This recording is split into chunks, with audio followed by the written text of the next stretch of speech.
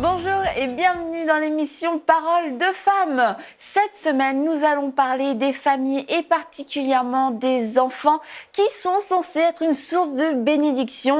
Mais nous savons que plusieurs familles, vous vivez des défis avec vos enfants. Alors nous voulons toute cette semaine vous équiper pour savoir comment prier avec efficacité pour nos enfants. Et nous avons un joyeux papa avec nous, qui n'est pas le Père Noël, mais le pasteur Donato. Bonjour pasteur, vous allez bien? Bonjour Annabelle, je vais très bien, gloire à Dieu. Quelle joie d'être avec vous encore, avec toutes ces gentilles madames à côté de moi. Bonjour pasteur Donato. Bonjour Mathilde. Anne. Bonjour. Vous étiez venu l'année dernière et on avait fait toute une série sur la femme influente. C'est vrai. Et puis vraiment les gens avaient été bénis. Donc, ma femme aussi. Votre femme aussi? Tout à fait. Elle était heureuse, elle m'a félicité. Oh, wow. Elle a dit que j'étais un homme bien, j'ai bien parlé d'elle, etc. Oui, c'est vrai que vous aviez beaucoup parlé d'elle. Mais Annelise est une femme vraiment formidable, donc on comprend que ce soit une grande source d'inspiration pour vous. Amen. Amen. Et d'ailleurs, on avait dit que ça aurait été bien qu'elle vienne la prochaine fois. Oui. Apparemment, on va y travailler. Elle n'est pas là, hein. On va y travailler. On va y travailler. Donc, vous êtes toujours pasteur à Lugano? Toujours pasteur à Lugano, centre chrétien, parole vivante. Ah, super. Toujours marié avec Annelise? C'est bien. 31 ans. 31 ans. Wow. J'en ai que 32, mais 31 ans. Félicitations pour ces 31 ans de mariage et 3 enfants, c'est ça? Amen. De quel âge à quel âge vos enfants? Le plus âgé a 28 ans, 25 et 22. Ok, super. Et comme on l'avait dit la dernière fois, vraiment, vous êtes une super belle famille à voir, de vous voir avec vos enfants entre eux aussi, et avec leur maman et tout. C'est vraiment un plaisir de regarder cette famille. Ils s'aiment tous, ils se font des câlins, ils se disent des mots gentils, ils s'encouragent. Wow. Qu'est-ce qui s'est passé? Nous allons le savoir cette semaine. C'est quoi votre secret? C'est quoi ce secret qui fait qu'on peut avoir une famille heureuse et une famille bénie? Oui. Et pour toi, Aurélie? Oui. Prends des notes pour tes futurs enfants, car tu n'auras pas à faire les mêmes erreurs que nous avons pu faire. Ouais. Et puis, on va parler, c'est ça, des familles particulièrement qui vivent aussi quelques défis, parce que comme je l'ai dit tout à l'heure, et je pense que vous le savez, il y a beaucoup de parents qui sont un peu désœuvrés face à leurs enfants. Et est-ce que c'est une fatalité que d'avoir des problèmes relationnels avec ses enfants? Pasteur. C'est à moi que vous posez la question. Oui, c'est à vous. Oui. Alors non, d'abord je pense qu'il faut se rendre compte qu'on est tous face à des défis. Que ce soit un petit niveau, un niveau moyen ou grand niveau. On a toujours des défis et on doit faire notre part. Et il n'y a pas de fatalité en vrai, je ne pense pas. Je crois qu'il y a quelque chose que nous on va devoir faire, il y a quelque chose que Dieu va devoir faire. Et là où je pense qu'il peut y avoir le défi, c'est du côté de nos enfants. J'explique ceci. C'est vrai que j'ai une famille super, on a des enfants super. Encore aujourd'hui, le grand écrivait sur notre page Facebook famille, il disait « Ah, quelle joie d'avoir une famille qui s'aime bien, on est unis les uns les autres et tout ». Et on est constamment en train de s'encourager les uns les autres. Le grand petit, fait ses examens pour l'instant, le grand aussi d'ailleurs, et la moyenne aussi. Et chacun reçoit ses notes et ils s'encouragent les uns les autres. Il faut dire qu'ils travaillent très bien, c'est toujours avec distinction et tout. Et donc, mais ils s'encouragent les uns les autres, et ça c'est génial. Et les gens, des fois, nous disent qu'on a été des parents super et tout. Mais je connais des parents qui sont super et qui font un travail excellent. Et pourtant, il y a encore quelque chose qui ne va pas. Je crois qu'il faut toujours et ne jamais oublier que pour élever nos enfants et notre famille, il faut 3 éléments. Il faut Dieu. Il faut que Jésus soit au centre, et c'est une responsabilité qu'on a. Il faut qu'on ait les parents qui prennent leur responsabilité d'enseigner leurs enfants, mais ensuite il faut des enfants qui écoutent. Dans Proverbe, il est dit « écoute l'enseignement de ta maman ». Et je connais des personnes qui ont enseigné correctement Et malheureusement, ça n'a pas toujours fonctionné parce que des enfants n'ont pas écouté. Mais on a quand même cette promesse de Dieu. Ouais. Et c'est pour ça que ce n'est pas une fatalité. Hein, il faut simplement voir que peut-être qu'il faut aussi aller voir dans cette direction-là, mais on a la promesse de Dieu dans Proverbe qui dit « forme », c'est bien le mot « former », plus qu'instruire. C'est « forme l'enfant dans la voie qu'il doit suivre, et quand il sera vieux, il ne s'en éloignera pas. » Amen. Wow. Moi, mon pasteur, quand j'étais en France, il nous disait, il avait 3 filles, il disait, moi, je ne crois pas dans la crise d'adolescence. Et la première fois que j'ai entendu ça, j'étais surprise parce que c'est vrai que moi, je n'ai pas grandi dans un foyer chrétien, mais j'ai toujours entendu et j'ai toujours comme su que la crise d'adolescence, ça fait partie de la vie, qu'à un moment donné, tu vas claquer la porte, tu vas dire des mauvaises choses à tes parents, et puis c'est comme ça. Et les adultes autour de moi, je les entendais dire « Oh, c'est les adolescents, oh, c'est les jeunes, il faut les laisser faire ». Mais est-ce que c'est une bonne façon de voir les choses ? Non, moi, je crois. En tout cas, je connais ton point de vue. Oui, Mathilde, et je pense qu'on a le même. C'est absolument pas une fatalité, la crise d'adolescence. Oui, il y a des adolescents qui passent par des moments difficiles parce qu'il y a toutes sortes d'adaptations, toutes sortes sociales, hormonales, tout ce que tu veux. Mais c'est pas une fatalité. Et en tout cas, moi, dans mon propre cas, j'ai 3 filles et j'en ai 2 pour lesquelles il y a eu absolument, mais même pas un nuage dans le ciel. Puis une pour laquelle c'était peut-être un peu plus rock'n'roll, mais ça a été quand même bien, ça s'est bien récupéré après. Et puis je vois mon mari, ma belle-mère disait toujours qu'il n'a pas eu de crise d'adolescence. Tout s'est passé de façon linéaire, tranquille, un épanouissement constant. Et puis non, il n'y a pas eu de claquage de porte, il n'y a pas eu de « je vous déteste !» comme on voit dans les films américains. En tout cas, moi, j'ai pas connu ça. Et puis je pense que c'est un cliché que le monde nous renvoie et c'est pas une fatalité. Il faut surtout pas l'accepter comme une fatalité. Ouais, c'est ça. Ça peut arriver. Je dis, il y a peut-être des gens qui nous écoutent puis ils sont en plein dans une grosse crise avec leurs enfants. Mais juste pour dire, c'est pas une fatalité. Faut pas s'aligner quand les enfants sont petits en disant oh là là, dans 2-3 ans, qu'est-ce qui va m'arriver? Et justement, ma fille qui s'occupe beaucoup d'adolescents est en train de regarder justement cette semaine, elle regardait ça, tout ce qui a été publié sur l'éducation des adolescents. Et elle m'a dit, elle avait les larmes aux yeux, elle m'a dit mais maman, elle dit c'est tous les livres présentent l'adolescence comme une plaie. Ouais. Tous les livres chrétiens, pas chrétiens, tous te présentent être parent d'adolescent comme une catastrophe, quelque chose de quasiment une malédiction. Puis elle en avait les larmes aux yeux, elle dit mais maman, elle dit on prend vraiment la lorgnette par le mauvais bout. Un adolescent, c'est une vie précieuse dans laquelle il faut déverser ce que Dieu a mis sur notre cœur. Et elle dit c'est pas un monstre, un ado. Et en tout cas, ça l'avait beaucoup touchée. Puis elle m'a dit ça fait quelques jours. Et c'est la société qui veut qu'on prenne les ados comme, c'est pas des martiens, des gens qu'on comprend plus, des monstres. Des monstres, ouais. Oui, c'est comme si la psychologie avait eu besoin de donner un nom à cette étape de la vie qui est pas du tout décrite dans la Bible parce que les enfants à 13 ans devenaient un adulte, devenaient pas des adolescents. Et c'est comme c'est comme une étape de la vie où on a voulu juste rendre ça rendre ça permissif d'avoir un mauvais caractère, de tomber dans peut-être un mode de vie difficile, de péché ou je sais pas trop. Et donc on rend ça quelque chose de banal. On a banalisé ça. Et puis mon mari, sa sœur n'ont jamais eu de crise d'adolescence. Pourquoi? Je pense que ça a beaucoup rapport aussi avec ce qu'on croit, ce qu'on véhicule dans notre famille. Bon, comme vous dites, il y a des parents, des fois, qui peuvent vraiment prier, déclarer les bonnes choses, mais chez nous, on croit pas dans la crise d'adolescence. Mon mari a toujours dit, je ne crois pas dans la crise d'adolescence. Ses parents disaient la même chose. Ceci dit, je pense que c'est vraiment comme... c'est quelque chose, c'est un truc de société, ça.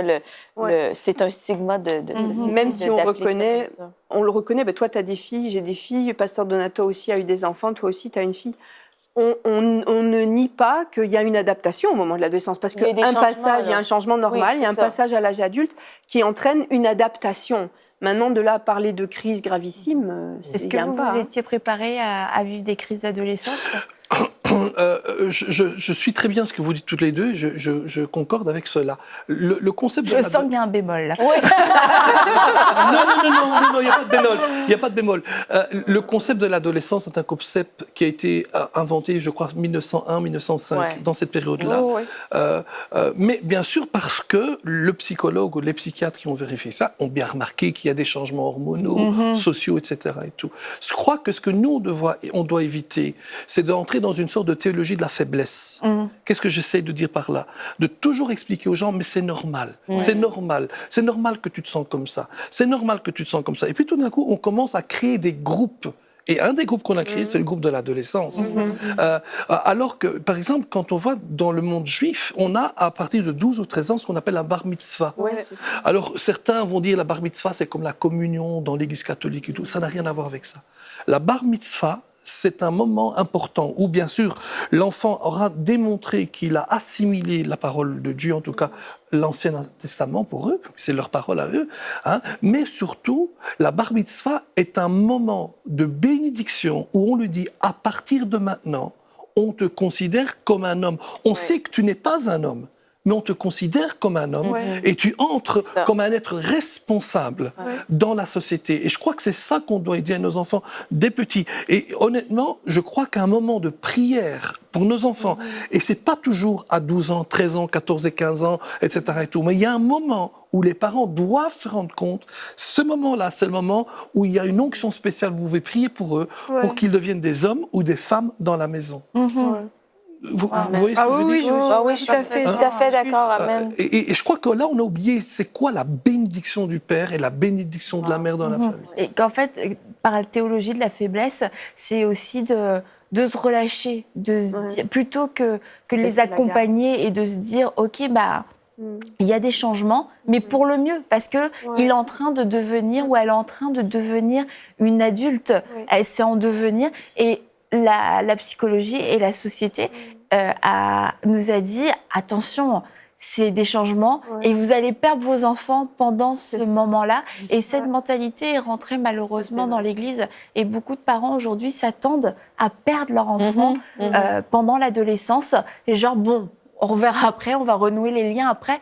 Or, comme vous dites, je crois justement que peut-être ce moment d'onction spécial où on peut prier pour eux, relâcher la bénédiction sur eux, ce serait comme ce moment crucial où on peut aussi les perdre finalement et les laisser partir comme dans une mauvaise direction. Genre, on se comprend plus et tout.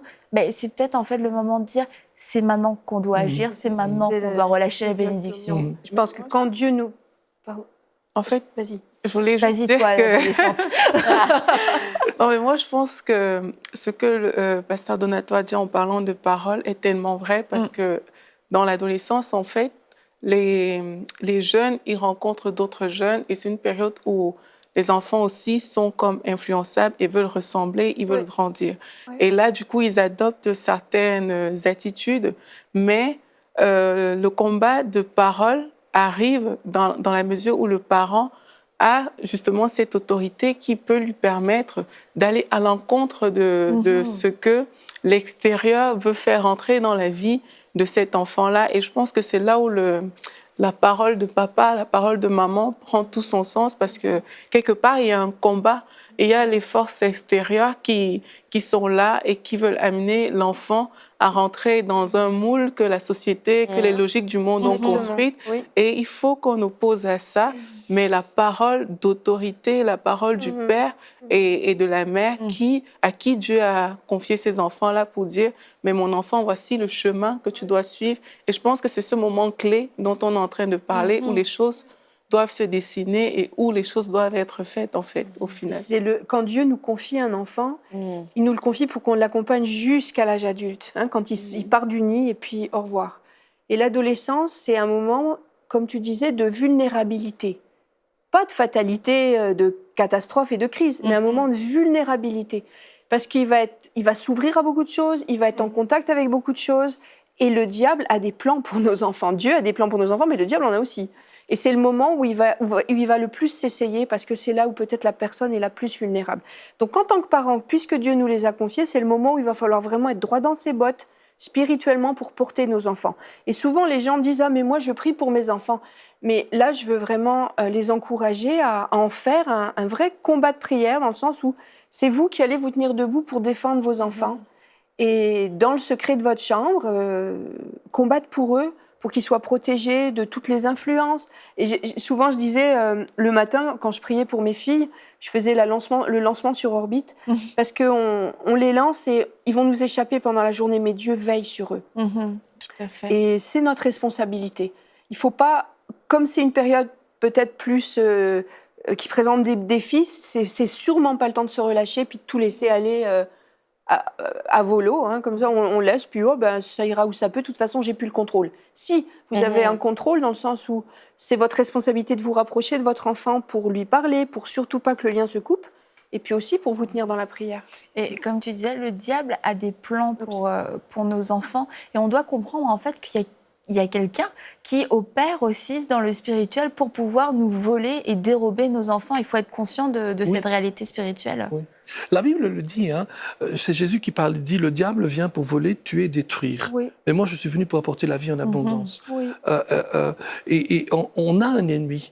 Et ce que là, on doit vraiment faire attention, c'est de se réaliser qu'il peut utiliser aussi la pensée de ce monde pour aller dans ses plans. Ouais.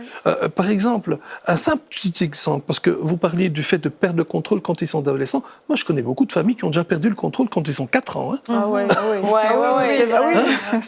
Et plus jeunes encore. Et plus jeunes encore. Il ne faut jamais oublier que dans la famille, il y a quelqu'un qui va devoir céder. Et si c'est les parents qui cèdent, c'est fini. Hein. Donc, c'est vrai. Ah ouais. Donc, on doit faire notre part. Mais par exemple, un simple exemple. On a un garçon, disons qu'il a commencé à avoir 12-13 ans. Il entre, sa maman est juste derrière lui. Il entre à la maison et poum, il ferme il ne retient pas la porte. Qu'est-ce qu'il dit le père? Il dit à son fils, mais attends, fiston, tu dois tenir la porte pour ta maman. Et puis la maman dit, mais c'est pas grave, c'est son âge. Non, c'est pas son âge. Non. Là, le père peut venir gentiment et dire, tu sais, un homme ne fait pas comme ça. Quand il y a une femme qui est là, d'abord, il lui ouvre la porte et il la laisse passer d'abord.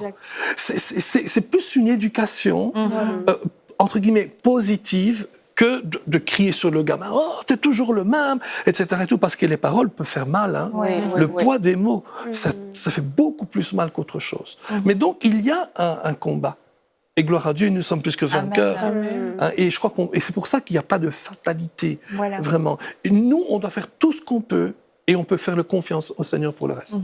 Mais de savoir qu'il y a un combat, c'est pas pour faire peur, parce qu'à la fois on parle du diable, les enfants, le diable veut mes enfants, et le diable veut notre vie dans tous les cas, mais comme on l'a dit, la bonne nouvelle, c'est qu'il est vaincu. Donc c'est pas le souci, mais le souci, c'est d'ignorer qu'il y a un combat, et d'ignorer d'ignorer le diable en fait, et parce que dans ces cas-là, on peut vraiment se laisser aller dans une certaine passivité et puis accepter les choses telles qu'elles sont. Oui, cet enfant est difficile, c'est comme ça. Il y en a un autre qui est plus facile. Tant mieux, gloire à Dieu, alléluia quand même. Exactement. J'ai une image qui me vient, mais je pense qu'elle résume bien la situation d'un adolescent quand il passe dans cette période pleine de défis. Je ne sais pas si vous avez déjà regardé des reportages à la télé sur la migration des gnous. Vous savez, c'est des espèces de vaches là et elles migrent en grand nombre. Hein, c'est impressionnant en vidéo. Tu vois ce que c'est, des gnous, hein? Enfin, il faudrait que tu prépares les vidéos. On aurait pu regarder. Mais on va peut-être pouvoir en post-prod passer une vidéo de gnous. Mais c'est très impressionnant une migration de gnous parce que c'est des milliers de gnous qui passent et qui franchissent et ils migrent sur des dizaines et des dizaines de kilomètres, des fois des centaines. Et évidemment, c'est une proie facile pour les lions, et en particulier pour les lionnes qui veulent nourrir leurs petits. Et c'est très frappant quand vous regardez un reportage sur les gnous, c'est que les gnous, tant qu'ils sont en groupe, le lion ne peut pas faire grand-chose. Mais par contre, les tout jeunes petits gnous là, qui marchent avec leurs parents, ils deviennent vulnérables à partir du moment où les adultes partent, marchent et laissent le petit un peu à l'écart. Et dès qu'il est un peu à l'écart du troupeau, c'est là que le lion va l'attaquer, puis il n'a aucune défense, donc c'est sûr qu'il va le bouffer. Donc je pense que c'est plein d'enseignements pour nous. Un adolescent, il faut qu'il se tienne dans la meute pour être protégé. Un enfant, c'est pareil, mais un adolescent est tellement vulnérable, c'est lui qui va être la proie du malin. C'est lui qui va viser, parce que c'est lui le plus jeune, qui n'a pas d'expérience de la vie, et qui est vulnérable. Et nous, en tant qu'adultes, il ne faut pas dire « Oh, de toute façon, il est ado, j'y comprends plus rien », et le laisser faire sa vie tout seul. Là, il devient la proie. Et si vous voyez les reportages, vous allez comprendre mon image. Le lion va lui sauter dessus, puis c'est fini. Donc, il ne faut pas avoir une peur démesurée, mais être conscient de ça. Et là où il va avoir besoin, c'est vraiment d'être entouré des adultes pour le mener vers sa vie d'adulte, comme disait Pasteur Donato, et le traiter comme un adulte en devenir, mais déjà, il a l'âge de prendre sa place et le protéger en étant autour. Oui, il se trouve que c'est une période de la vie où nos enfants enfants ont vraiment besoin qu'on les accompagne. Et souvent, on a peut-être la pensée de dire, ben là, on les a suivis vraiment de près parce qu'ils étaient tout petits, ils avaient vraiment besoin de nous. Et on peut avoir la pensée qu'ils n'ont pas besoin de nous parce qu'ils, soudainement, ils passent à un âge plus, ils semblent peut-être plus responsables ou plus vieux, où on pense qu'ils ne veulent pas nos conseils. Et au contraire, moi, je crois qu'il faut se rapprocher toujours davantage de nos enfants. C'est juste que notre manière de les approcher va être différente à cet âge-là. Et ils ont besoin de notre accompagnement, ils ont besoin de notre présence, quoi qu'il en soit, pas de notre contrôle, mais de notre présence. Et vraiment, ils ont besoin de sentir qu'on est là, parce que c'est une période où ils vivent beaucoup, beaucoup d'incertitudes, des défis, beaucoup de questionnements. Et ils ont besoin qu'on les guide, que nous soyons là pour les guider selon la parole de Dieu, qui sentent qu'ils peuvent nous faire confiance, qu'ils peuvent nous raconter des choses. Et tu sais, c'est une façon différente de faire. Je vois mes filles, elles grandissent maintenant, elles ont 15 et 12 ans. Et je vois, c'est sûr, c'est pas la même relation que quand elles étaient toutes petites, où je les bordais avant d'aller dormir. Mais vraiment, je bénis Dieu parce que j'ai toujours resté là pour les écouter. Et là, les conversations changent, les échanges se transforment. Et c'est juste une relation qui se transforme. Et je pense que l'Esprit de Dieu est là aussi pour nous enseigner à savoir comment faire durant cette période-là où ils transitionnent. Et après, il va y avoir nos transitions aussi quand ils vont passer vraiment à l'âge adulte où ils quittent la maison et tout. Mais il faut vraiment être là. Il faut vraiment pas penser que nos adolescents, tu sais, les 13-18, n'ont pas besoin de nous. Parce qu'en fait, ils sont toujours dans notre famille. Ils ont encore besoin de nous, oui. Et un point que Mathilde dit qui attire mon attention par rapport à l'accompagnement et au changement, parce que moi, j'ai remarqué dans certaines familles que quand il y a des enfants rebelles, c'est pas vraiment un accompagnement qui se fait, c'est comme on veut le regresser. Et ça, c'est souvent mal vécu par les enfants parce que, en fait, le parent ne prend pas toujours le temps de se tourner vers Dieu, on va dire, pour accompagner son enfant dans cette période-là. Mais le parent a comme tout un arsenal qu'il dégaine parce qu'il sait que, voilà, pour éduquer un enfant, voici, ça prend ça, moi, on m'a éduqué comme ça et ça a marché avec moi.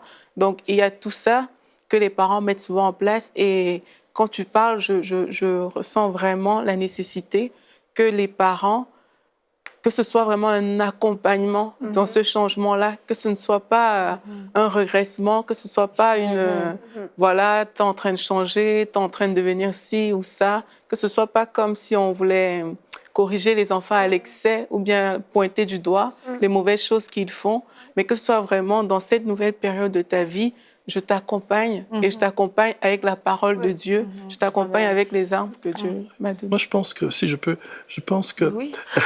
non, mais je pense que comme il y a ce combat, il ne faut pas non plus tomber maintenant dans un extrême où on pense que le combat, c'est le diable qui envoie des sorts sur les... Non, il y a un combat et le combat, il est dans la pensée en général.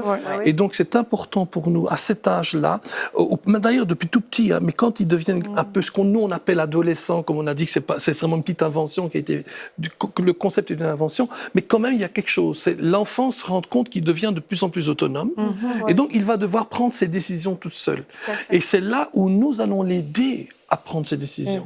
Parce que c'est ça, en fait. Est-ce qu'il doit prendre à gauche ou à droite? À gauche, il y a ceci, à droite, il y a cela, et il va devoir apprendre à prendre ses décisions. Et là, c'est notre accompagnement, il est là. Et c'est important, parce qu'il se rend compte, ce n'est plus nous qu'on va décider pour lui. Maintenant, c'est lui qui va devoir décider pour lui. Mais si nous n'aidons pas à prendre les bonnes décisions, eh bien, vous savez comment c'est, on commence à prendre le cap, on dévie d'1 millimètre, et puis c'est des kilomètres à côté de là où on voulait aller. Et une grande partie, c'est là. Et on a une autorité aussi, une autorité spirituelle pour prier pour nos enfants avec autorité, pour empêcher l'ennemi de le détruire, et aussi pour que nous puissions demander au Seigneur qu'il le remplisse. Je crois que c'est la prière de Colossiens qui dit... Non, il y a Colossiens, je voulais celle-ci, qui dit ceci, je peux vite le lire. Colossiens 1, les versets 9 et suivants, c'est pour cela que nous aussi, depuis le jour où nous en avons été informés, nous ne cessons de prier pour vous, Ben, si lui priait pour l'Église, nous on peut prier pour nos enfants aussi, hein, et de demander que vous soyez remplis de la connaissance de sa volonté. Ouais. Voilà une décision à prendre, amen, hein, en toute sagesse et intelligence spirituelle. Amen. La sagesse, ça suffit pas. Il faut savoir ensuite comment l'utiliser. Il faut une intelligence spirituelle. C'est un petit peu ce qu'on disait auparavant, avant antenne, quand on disait, oui, quelqu'un, il a fallu le traiter comme ça, mais l'autre enfant, il faut le traiter différemment. Il faut une sagesse, mais une sagesse avec intelligence spirituelle, pour marcher d'une manière digne du Seigneur et lui être entièrement agréable, portant des fruits en toutes sortes de bonnes œuvres et croissant par la connaissance de Dieu, fortifié à tous égards par sa puissance glorieuse, en sorte que vous soyez toujours avec joie, persévérant et patient. Ça, je crois qu'il faut s'y prier pour par rapport avec nos enfants. C'est sûr que ça prend beaucoup de patience et de persévérance pour aider les enfants. Le rire de Pasteur Donato, vous avez manqué. C'est contagieux. Eh bien, il va encore beaucoup rire cette semaine. Merci beaucoup, Pasteur Donato, pour cette première émission.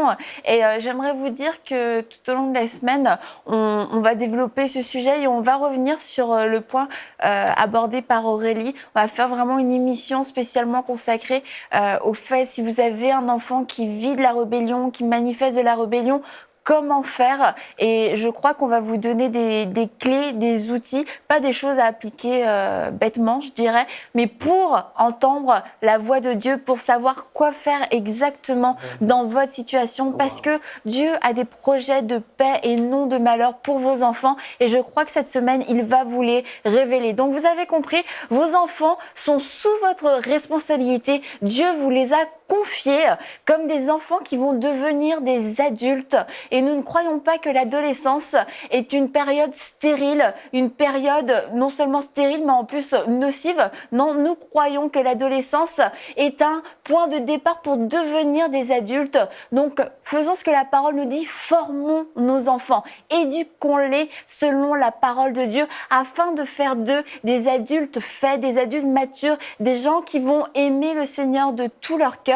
Donc, ne baissez pas les bras pendant l'adolescence. C'est le moment de plier le genou certainement, mais de les accompagner et vraiment de déclarer des choses avec foi, avec espérance et ne pas vous laisser avoir par cette fatalité qui ne vient pas de Dieu. L'adolescence peut être une période d'épanouissement et de croissance dans laquelle vous pouvez accompagner vos enfants et une période de bénédiction. Donc je prie afin que votre intelligence soit renouvelée et que vous puissiez vous saisir de cette parole et de l'espérance que vous avez en Jésus-Christ concernant vos enfants. Il les aime, il est intéressé par ce domaine aussi de votre vie. Donc, parents, saisissez-vous de votre autorité et on se retrouve demain pour une prochaine émission de Paroles de Femmes. Retrouvez toutes les émissions de Paroles de Femmes en intégralité sur www.emcitv.com. Cette émission a pu être réalisée grâce au précieux soutien des partenaires d'Enseignement Canal International. Retrouvez tous nos programmes sur emcitv.com.